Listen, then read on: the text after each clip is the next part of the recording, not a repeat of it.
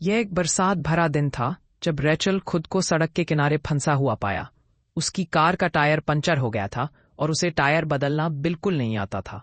बारिश में भीगते हुए वह घबराई और असहाय महसूस कर रही थी, सोच रही थी कि अब क्या करे। तभी एक कार उसके पास आकर रुकी और उसमें से एक महिला बाहर उतरी। उसने अपना नाम सारा बताया और पूछा कि क्या रैचल को मदद चाहिए। रैचल पहले तो थोड़ी हिचकिचाई, लेकिन उसके पास और कोई विकल्प नहीं था। सारा ने तुरंत काम शुरू कर दिया और कुछ ही मिनटों में टायर बदल दिया। रैचल हैरान होकर देखती रह गई, सारा कितनी कुशल थी। टायर बदलने के बाद सारा ने अपने हाथ तौलिए से पोंछे और मुस्कुराते हुए बोली, सब हो गया। और कुछ चाहिए? रैचल ने उसे धन्यवाद दिया और पूछा कि क्या वे उसे उसके अपार्टमेंट तक छोड़ सकती है।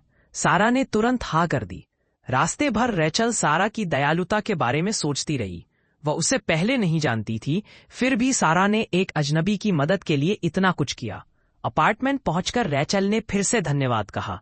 कोई बात नहीं, सारा बोली, मुझे खुशी है कि मैं मदद कर पाई। सारा के जाने के बाद रैचल को थोड़ी ग्लानि हुई। उसके पास बदले में देने के लिए कुछ नहीं था।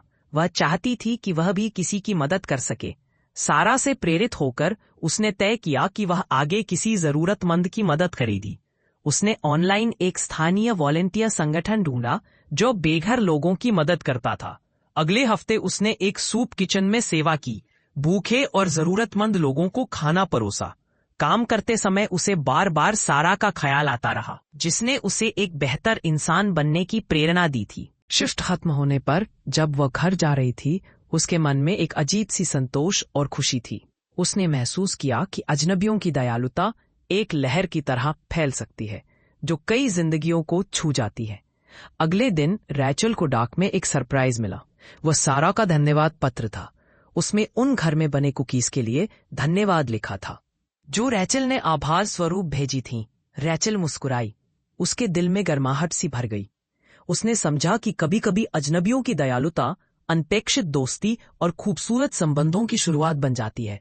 और वह जानती थी कि सारा से मुलाकात वाले उस दिन को और दयालुता की उस सीख को वह हमेशा याद रखेगी।